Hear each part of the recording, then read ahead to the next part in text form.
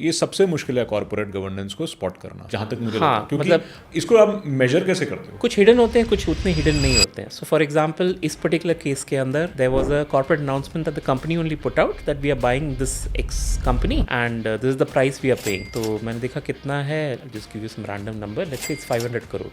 फिर उसके सामने हमने देखा क्या उसका रेवेन्यू है, revenue was 50 lakhs. So imagine paying 500 crore for a company that makes 50 lakhs of revenue. तो ऑब्वियसली थोड़ा मन में जिज्ञासा हो गई क्या हो रहा है करके, तो जस्ट क्या इन्वेस्टिगेट इनको लिटिल फर्दर कि खजाना क्या मिल है.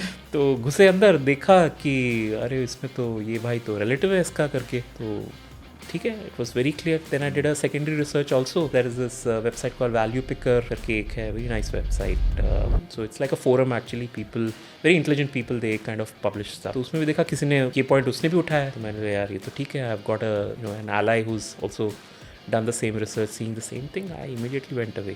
I would have sold it at a loss actually. I would have sold it at 20% loss, but a bad management can actually destroy you in stocks. तो ऐसा कभी भी इशू होता है, immediately I'm out. So that is your non-negotiable red flag. Non-negotiable. Corporate governance issue है तो निकलना है. निकलना. And don't look at that company ever. It's as simple as that.